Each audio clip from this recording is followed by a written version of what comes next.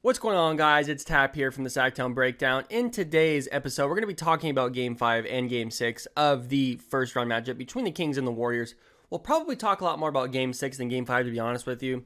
Game 5 feels like a blur. Like, I don't even remember what happened compared to everything that was going on last night in Game 6. It was a great game last night, Game 6. Game 5 before that, there's a couple things I do want to touch on that really kind of translate into Game 6. That's the only reason I want to talk about Game 5 is for what it means for Game 6. And I guess we'll just get into those things right now. If you guys have enjoyed the breakdowns so far during the playoffs, make sure you go ahead and give this video a like. Subscribe if you're new here to the Sactown Breakdown. Let's get into it. So, Game 5, there wasn't a lot going on. De'Aaron Fox didn't seem too bothered by his finger, at least at first. He never seemed too bothered by his finger, honestly. But he didn't shoot well. 9 of 25 from the field, 3 of 10 from 3. It seems like his shooting, he might have just had an off night because his shooting doesn't seem to be the problem. What seems to be the problem, and this is more from the aspect of watching Game 6, was it seems like his dribbling is really an issue here. It seems like he tries to dribble with his right hand and then switch over to his left when it's time to shoot, and it's a little rough to watch. But with Game 5, there was a couple things that stood out. One, De'Aaron Fox did not shoot well. Two, we got more Alex Len minutes, which is important because in Game 6, Mike Brown did not play Alex Len really hardly at all. So it's important to differentiate the adjustments from game to game. And what Mike Brown did last night was phenomenal, his adjustments he made, which we'll talk about when we get into Game 6.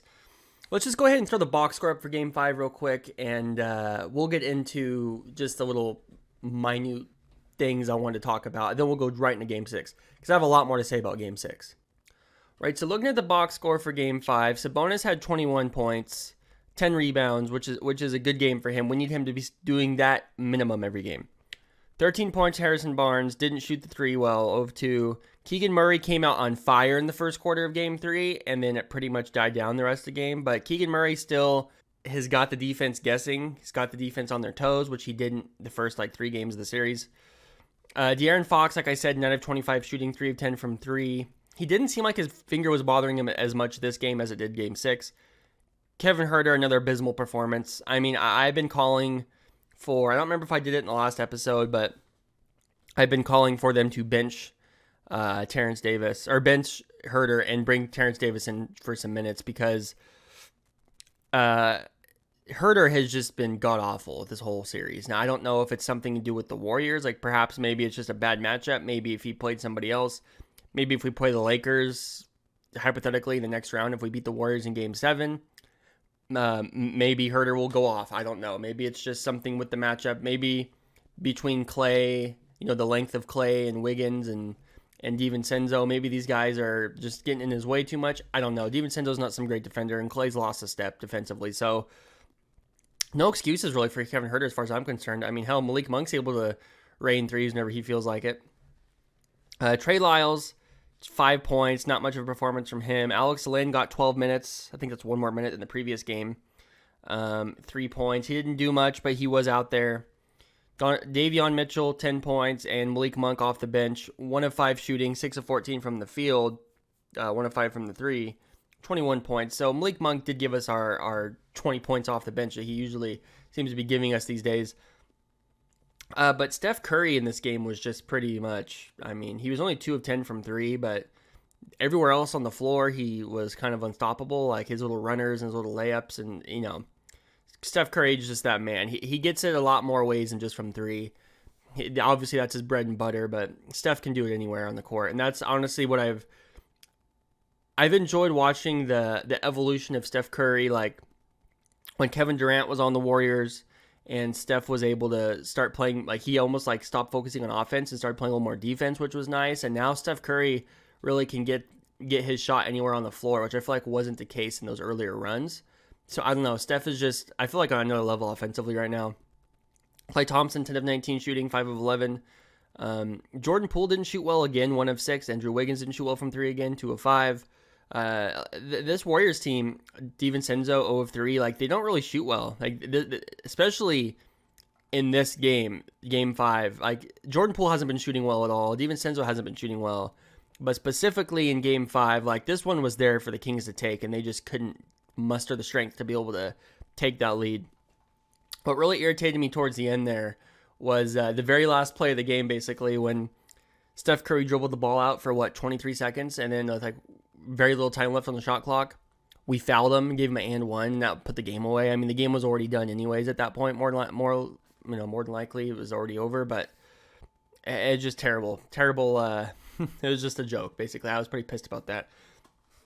Overall, though, this Kings game was pretty blah. The biggest thing that stood out to me that really pissed me off was 21 points from Draymond Green, 8 of 10 shooting, 1 of 2 from 3. I mean, come on. You can't have Draymond. If the Warriors got Draymond Green scoring 21 points, you are going to lose, especially if you're allowing him to pick up the slack of these guys like Jordan Poole and like Jordan Poole, for example, who's making all this money and he can't seem to make a shot. All he does is flail around. Jordan Poole had a great game for the Kings because he didn't do shit. Yet Draymond Green was able to pick up the slack. You got to shut that down. But that's pretty much it for my Game 5 discussion. I don't have a whole lot to say about Game 5. It was just kind of like honestly, like, oh, here we go. Kings are about to lose the series. This is the beginning of the end. Kind of felt that way, to be honest. But I mean, if you really look at just the 4 quarters, Sacramento scored 36, Warriors scored 33, and then the second quarter, 27-20. Third quarter, 39-34. Fourth quarter, 26-24. So we each had 2 quarters where one team outscored the other. Problem is, the Kings couldn't outscore the Warriors as much as the Warriors could outscore the Kings as far as like the 27-20 and the 39-34. Compared to in the first quarter, we only outscored them by 3. The fourth quarter, we only outscored them by 2. But the quarters they outscored us a lot more. We just couldn't catch up. It was just like one of those games where it feels like they need to hit that shot to get them over the hump, and they just can't do it. So fast forwarding to Game 6 last night, the Kings took the W, 118-99. Let's just go straight to the stats right here. Sabonis had a god-awful performance last night. Sabonis was really good to start, and then instantly was terrible. It was insane. 7 points from Sabonis. He fouled out. I think I had notes. I think they're in the living room, but with it was like 3 minutes into the game, Sabonis already had 3 points, 1 block, 1 steal, 1 assist, and 1 rebound. Like, he already was doing stuff on the court. Like, he was active. He was defending well. He seemed to be getting his hands in the right spots. He was poking balls loose. It was like, I was like, damn, Sabonis came to play today. But unfortunately, 7 points from Sabonis, it feels like the camera was always on Sabonis yesterday, yet he didn't do anything all day yesterday, which is interesting. I didn't even honestly realize till right now when I sat down. I'm like, right now when I put the box score up, I didn't even realize he only had 7 points last night. It's a miracle that the Kings won with Sabonis scoring 7 points and Harrison Barnes scoring 6 points. And Kevin Huerter shooting 3 of 8 from 3, 3 of 11 from the field, and we still won. I mean, nobody else even scored over 15 points besides De'Aaron Fox in the starting lineup. Harrison Barnes, like I said, 2 of 5 shooting. I don't know if you guys can comment down below. Let me know what happened with Harrison Barnes last night. He played the first 7 minutes of the game, and then he got, I guess, he sat on the bench, and then apparently they said he went to the locker room. I couldn't find anything on Twitter. I couldn't find anybody saying like where Harrison Barnes went. I don't know. He only played 15 minutes last night, which is also crazy. Keegan Murray had to play 45, which is good. Let the young buck play. Let the young buck get all those minutes. He's young. He can take it. He only shot 5 of 17, 4 of 13 from 3. But once again, he's keeping the defense honest. 15 and 12 from Keegan. So Keegan getting those boards too, which is always nice to see. Because Keegan's not exactly the biggest, like, he's got a big body, but his frame is kind of, or he's got like a decent frame, but he definitely needs to like put on some weight and fill out. So the fact that he's already getting those boards is a good sign for him. 26 points from Fox, 10 of 18 shooting, 2 of 5 from 3. Fox played well last night. I will say De'Aaron Fox looked like he was really struggling dribbling. There's many times where he would try to dribble with his right and switch over to his left for the shot, and he had some turnovers, 5 turnovers to be exact. Fox did not look great dribbling, handling the ball. You got to hope that gets better by tomorrow. I thoroughly doubt it will get better in 2 days, but we all got to hope. 12 points from Herder, like I said. Herder was god-awful again yesterday. About the middle of the game, he kind of started to find his shot. But to me, it's inexcusable the way Herder's been playing. He's just a complete sieve on defense, which is okay if he's making his threes because it makes up for it. But if Herder's not making his threes, he's useless. And that's just as simple as that. Because at least Malik Monk can play make. Herder doesn't really play make like that. Trey Lyles, 5 of 10 shooting, 2 of 6 from 3, 12 points, 9 rebounds for Trey Lyles. Trey Lyles comes in off the bench, and he's almost like he's not quite Malik Monk levels, but when Trey Lyles comes in there, he's getting involved. He's getting dirty. He's shooting. He's like not afraid to shoot the ball. Like Trey Lyles has been, like I said, not quite Malik Monk-esque, but Trey Lyles comes in there and he lights a fire. I think off this bench, which is what we need. Obviously, you got all these guys that didn't really play: Metu, Edwards, Len, Mitchell. We're gonna get to Len in a minute here. Davion did not shoot well, and Davion barely played. He barely played. He barely played. I don't know what that idea was from Mike Brown. There's some rotation stuff I do want to talk about here. Terrence Davis, 2 of 5 from 3, 2 of 5 from the field, 1 of 3 from 3, 7 points. Terrence Davis fouled out. He used all of his fouls, and most of them were stupid.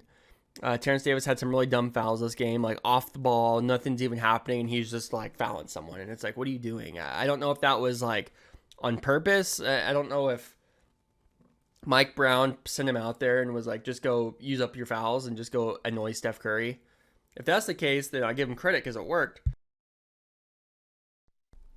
But that kind of follows what I've been saying this whole series is the Kings feel like they need some sort of enforcer type player.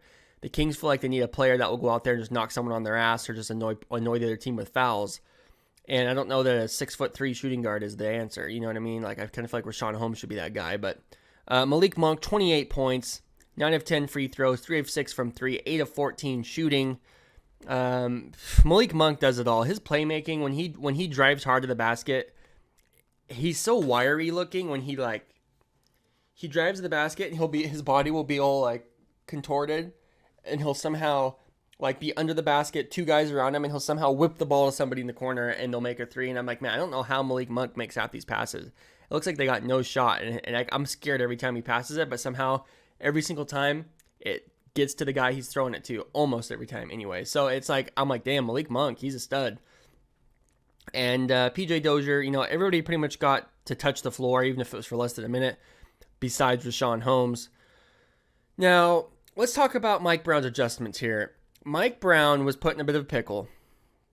He wanted to play small, it seemed, when Sabonis came off the floor. So he went with Fox, Herder, some combination of like Fox, Monk, Murray, Davis, and then Trey Lyles at the 5. But really interchangeable.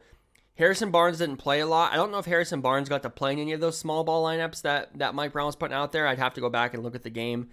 I don't really recall because Barnes didn't play very many minutes. But basically, we were playing small ball lineups with 3 guards, 2 forwards, or 3 guards, well, really 2 forwards, because then you have Trey Lyles, who's like a power forward, playing small ball center. So 3 guards, 2 forwards, and that lineup was pretty much running the Warriors off the floor. I don't think Steve Kerr was expecting that. The commentary yesterday, like Jeff Van Gundy pointed out, that it seemed like the Warriors didn't know what to do. Steve Kerr had Draymond and Kevon Looney out there as kind of like, well, if you're going to go super small, we're going to go really big. And it didn't work out for the Warriors. Now, you got to wonder if you have your small ball lineup of Steph, Jordan Poole, Clay, Wiggins, Looney, is that lineup going to be able to compete with a small ball lineup that has Lyles at the 5? It seemed like it wouldn't be able to compete as of yesterday, but now Steve Kerr knows it's coming. So now Steve Kerr can make that adjustment. Will we see Draymond back in the starting lineup? I don't know. That's going to be a good question. I can't wait to find out what happens like when that splash screen comes up of the starting five for each team. Who is starting for the Warriors? Will Draymond be back in the starting lineup? Do they feel like they need his defense? Could they go for a lineup where Draymond is at the 5? Maybe not starting, but maybe if the Kings go to that small lineup with Trey Lyles at the 5, do they have a lineup where they pull Kevon Looney and they play Draymond at the 5 with maybe Steph, Clay, DiVincenzo, Wiggins, Draymond, or Poole for DiVincenzo? You could swap them. That would be interesting to see how those two small ball lineups work. That would be like a mini version of the classic Warriors death lineup that had Steph, Clay, Iggy, KD, Draymond. You know, that was the Warriors death lineup. The Warriors could hypothetically throw another death lineup in there with Steph, Clay, Wiggins, and like I said, Poole, DiVincenzo, or Green. But I don't know if that lineup could compete with the Kings lineup because Trey Lyles can shoot the 3 seemingly a lot more consistently. Trey Lyles isn't much of a stiff on defense, or on offense, as I think Draymond is on offense for the Warriors. So I think it feels like the Kings have a little more freedom playing Sabonis or Trey Lyles at the 5, whereas and maybe not so much with Sabonis because he's been having all kinds of issues, but like playing Trey Lyles at the 5, the Warriors are kind of at a disadvantage because really either Sabonis or Trey Lyles, they're both better offensively than Draymond. So I feel like no matter which way you slice it, if Draymond or Kevon Looney is on the floor for the Warriors, it seems like the Kings offense will be more kind of well-rounded, like lethal, well-rounded, whereas like obviously peak lethal, it doesn't get more lethal for either of these teams than Steph or Clay when they're on fire. That's like the most lethal player you could have. More than Fox, more than Kevin Huerter if he's hot, it don't matter. Keegan Murray when he's hot. There's nobody more lethal in either of these two teams than Steph or Clay. But as far as all around, I would put my money on that small ball lineup for the Kings being more lethal than the Warriors small ball lineup because you got Draymond or Kevon Looney, who's neither of them are very good offensively. Obviously, Draymond can shoot sometimes. He scored 21 points the previous game.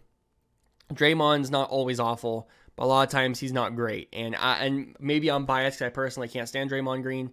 I wouldn't want him on my team, but that's just me. So with that being said, let's look at the Warriors shooting here, the Kings shooting. Overall, as a team, the Kings shot 17 of 45 from 3, 40 of 99. So if we go down to the Warriors, the Warriors shot 10 of 32 from 3. So the Warriors took far less threes, made far less. The Warriors took far less shots in general and made far less shots than the Kings. If we look at the box score here, Steph was 9 of 21, shooting 5 of 12 from 3. 29 points from Steph Curry. Klay Thompson, 8 of 20, shooting 2 of 9 from 3. Not a great Game 6 from Game 6 Klay. 22 points from him. Jordan Poole, another horrible game. 2 of 11, 1 of 2 from 3, 7 points. Jordan Poole has just been stinking up the joint. I saw someone on Twitter call him the human hijack reel. They said that someone's like, man, Game 6 Klay didn't show up, huh? They're like, yeah, well, he's in lineups with the human hijack reel. Of course, he's not even going to get the ball in the spots he wants. I thought that was funny. Andrew Wiggins, 5 of 13 shooting, 0 of 3 from 3, 13 points. You got to get more from Wiggins if you're the Warriors. You have to have more from him. Kevon Looney, 7 points, 13 rebounds, 3 of 6 shooting. But like I said, Kevon Looney doesn't give you a whole lot on offense. He's a big body on defense, but even yesterday, I'm telling you, Fox was finding ways to get around Looney and still get to the cup. So it was pretty nice to watch. Draymond Green, 4 points, 1 of 2 shooting. He had 10 assists. Obviously, he can pass the ball, but he's not getting you a lot of points. And I value, me personally, as a watcher of basketball and a fan, I value the points a player can score far more than the playmaking. Like, for example, I would be fine with Sabonis averaging 5 assists a game and scoring 25 points a game. But rather than that, he averages like probably 18, 19 points a game, and he has all these assists, which to me, give me the points. I'm much more. I'm not like this analytics stat guy. I don't like that brand of basketball. Obviously that's how basketball is now, but maybe I'm just the last one that hates it. But I'm not somebody that's like, oh well, like I've gone this rant a million times back in the day when we used to do breakdowns and the podcast, but I can't stand the Nikola Jokic hype. I think Jokic is not very good. Like defensively, he looks like he's in molasses when he moves. And I'm not on the Jokic hype train by any means. I am not a fan of Nikola Jokic at all. So whenever people try to sell me on Draymond Green or even to a certain extent Sabonis, they can pass and blah blah blah. It's like, okay, well, give me Joel Embiid over either of those guys any day. Sorry, and I'm not an Embiid guy because I don't like how he flops. But I'm saying somebody that can score the points, just body people down low, bully people down low. Like DeMarcus Cousins, as much as he was a hothead, I loved his style of play. The way that and towards the last couple of years, he developed a jump shot, developed a three-pointer. Wasn't a huge fan of him taking that all the time, but it was nice that he had that shot. Could you imagine if Sabonis had DeMarcus Cousins' jump shot all these times where they leave him open? They wouldn't be leaving him open. It would open up the offense for him to pass. And that's the point I'm making. If Sabonis could score more, if he was a better scorer, he would open up passing lanes and he'd be able to average more assists. But it all revolves around being able to score. And if Sabonis is going to continue to get left wide open on these jump shots and missing them, or the other thing he does, my dad was telling me about it yesterday. They'll leave him open. He'll pump fake. He'll look around, and then he'll dribble into traffic. And it's like, what are you doing? Sabonis isn't getting the foul call, so why is he trying at this point? Shoot the ball, please. I'm begging you to shoot the ball. Especially, I think a couple games ago, the Golden State Warriors realized, well, when you leave Sabonis open after he pump fakes and doesn't shoot and he dribbles into traffic, it's an easy charge because he's always like lowering his shoulder and really getting in there. And it's just an easy charge to take. So it's like, it's getting predictable at this point. Sabonis has got to shoot the ball. But look at this horrible bench production from the Warriors. 4 points from Draymond, 8 points from DiVincenzo, and 9 points from Moody. That's it. That's all you get off this bench for the Warriors. You get a total of 21 points from 3 guys when you got 1, 2, 3, 4, 5, 8 guys that played off the bench. 1, 2, 3, 4, 5, 6, 7 guys. Now, obviously, Carmichael Green, Kuminga, and Lamb only got 4 minutes each. Gary Payton only got 10 minutes, but DiVincenzo, 1 of 3. Moody, 1 of 2, which obviously those aren't horrible numbers, but they didn't really get to shoot the ball a lot. Like I said last episode, the Warriors are a very top-heavy team. Their bench gives them practically nothing. And the Kings have more players all around that are really good, like off the bench, Trey Lyles, Malik Monk. Like the Kings aren't nearly as, even Terrence Davis was making some shots yesterday. Terrence Davis wasn't horrible offensively. Like I liked some of the shots he took, even though he didn't make them all. But like the Kings have a better bench. The Warriors bench is just honestly trash. Like I don't think the Warriors, even if they make it past the Kings, I'm not a fan of this Warriors team, to be perfectly honest. I think this is probably one of the worst Warriors teams they've ever had, in my opinion. So I would be really interested to see if they beat the Kings, how they fare against the Lakers, because I would maybe put my money on the Lakers for that series, to be honest with you. Because I just don't like how this Warriors team is built for the long term. But I'm not a Warriors fan. I'm a Kings fan. So let's talk about the elephant in the room here. How many times do the Kings need to get absolutely fouled and the refs don't call any of them? I have almost never seen such biased officiating ever. I mean, 2002 Western Conference Finals, I know. After that, though, I don't know. I'm trying to not rant here. Sabonis got elbowed in the eye. It was like swelling shut and bleeding. They didn't call it. These players were constantly, not only were they missing calls, missing times where the Warriors would foul the Kings, but in the same token, they would call ticky-tack fouls on the Kings, and the Warriors would get away with murder, and they wouldn't call it. It's like, what are you doing? These refs were insane yesterday.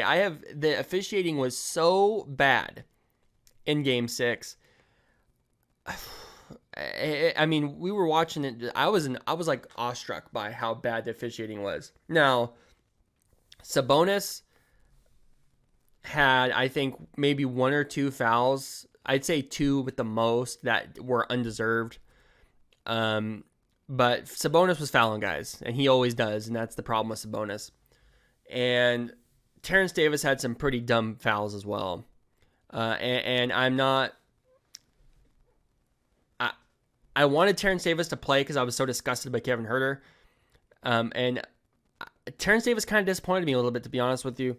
Maybe Mike Brown told him go out there and just hack people, use old fouls, like go out there and just irritate.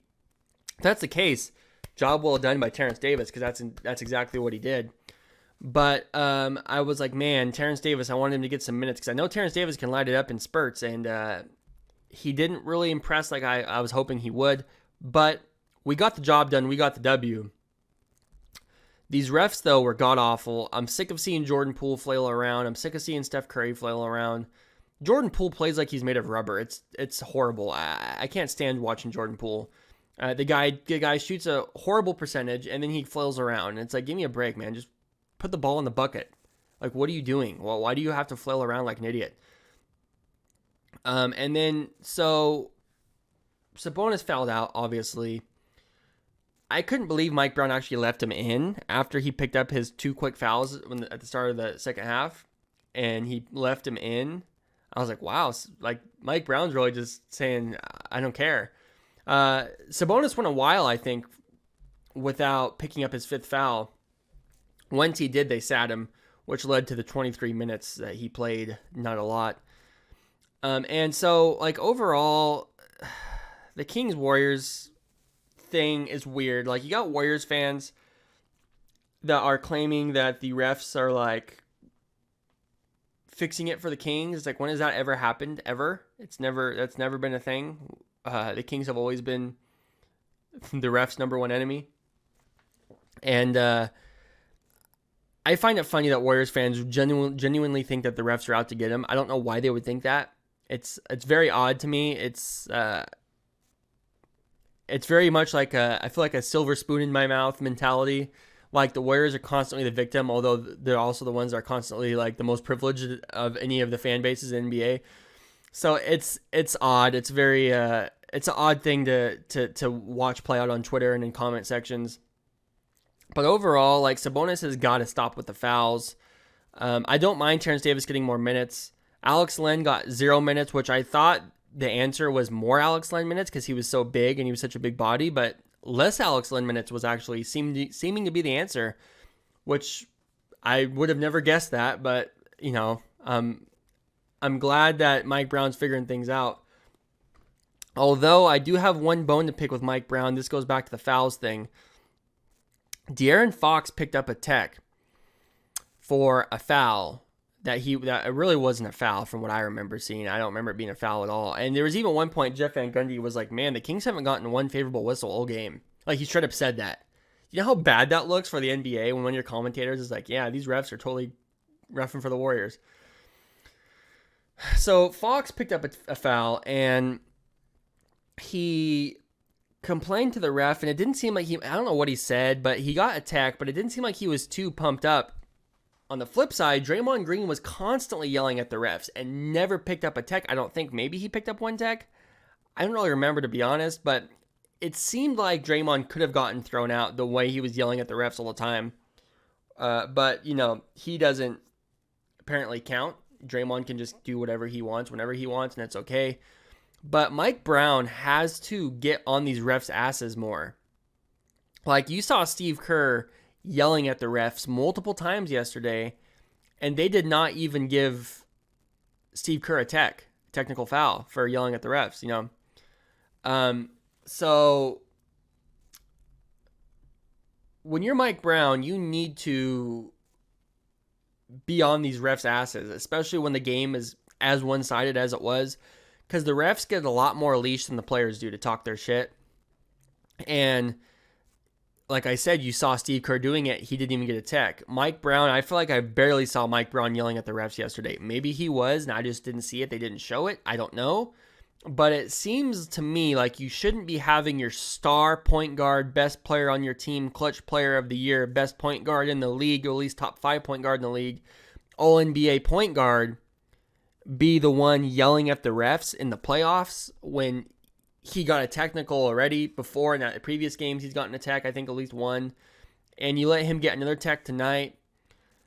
Last night, Mike Brown needs to get on these refs more, because last thing we need is De'Aaron Fox getting thrown out of a playoff game for complaining to the refs. When complaining to the refs is not De'Aaron Fox's brand of basketball by any means. This dude isn't Joel Embiid. This dude isn't LeBron. This dude isn't James Harden. He doesn't do those things.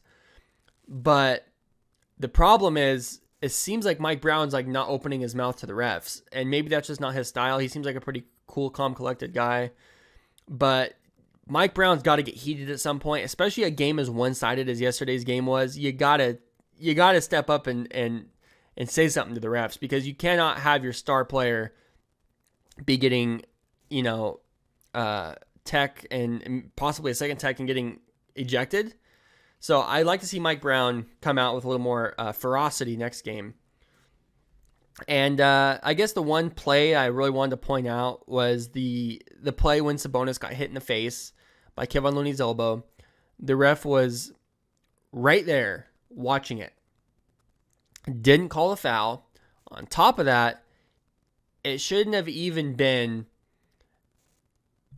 Kevon Looney and Sabonis jumping the ball. It should have been Sabonis and Jordan Poole. Yet somehow Jordan Poole, or was it Gary Payton? It was either Poole or Payton. I don't remember which one it was. It might have been Payton. But basically, you could see him point at the ref, and he told the ref, oh, it was Looney. And then it was Looney jumping the ball. I don't know how they got away with that. That was insane to me, that they got away with Kevon Looney getting the jump over a much smaller guy, which obviously, I'm a Kings fan, I'm biased or whatever. But it's just, I don't get it. Personally, it seemed like these refs just didn't care at all what the Kings had to say, or the refs didn't even seem to care if they look bad, or if they look like they're like the fix is in. Like I told my girlfriend 2 minutes into the game, I was like, oh, the fix is in. You can already see it. And she was like, stop, you're being negative. Well, tell you what, she was singing another tune towards the end of the game because it seemed like the fix was in. The only other play that I found really odd was the play where Fox had the ball at the top of the key and Draymond was running up to guard him, and Draymond did like a karate kick in the air because he thought Fox was gonna pass the ball, so he tried to kick the ball, and then in order to stop himself, his foot touched the ground and he bumped Fox. Fox goes flailing on the ground because he got run into by a freight train. They don't call the foul, and then eventually 5 seconds later, Fox drives to the basket. They call the foul on Draymond. Draymond complains. But that was honestly, he fouled Fox twice in 10 seconds. And they only called one of them. And it was what are you guys doing? These refs were just, I don't know. I don't want to say that the fix is in, but I'll tell you what. Those refs played or not played, but they performed like garbage. Now, going into Game 7, what do they need to do to win? Well, for starters, De'Aaron Fox looked like his dribbling was bothered, we'll say, by the finger wrap. Hopefully by tomorrow, things are better. Hopefully by tomorrow, he can dribble a little more, but I doubt, it's not going to heal that fast. It's something he's going to have to deal with. You got to wonder, does Malik Monk need to do more playmaking? Should they put Malik Monk on the starting lineup? One, because Herter's been so bad, and two, to handle more playmaking abilities because of the messed up hand from Fox. I don't know. I got a feeling they're going to keep the starting lineup the same. Now that Herter hit a couple shots, I'm sure Mike Brown wants to keep that confidence going, keep Herter in there. But Fox was having trouble dribbling yesterday. It was obvious. You could tell he would switch hands. You could see him looking at his hand, shaking it. He would switch hands, dribble, switch hands back. Had turnovers. So it's something where we're going to have to monitor it and see what happens. But really, Fox, 26 points, 11 assists. Fox played his ass off yesterday with a slow start, too. Fox only had 10 points at the first half, and Fox picked up towards the end of the game. Surprise, surprise. But Sabonis cannot continue to foul people, and Sabonis has to score more than 7 goddamn points. Come on, Domantas Sabonis, what are you doing?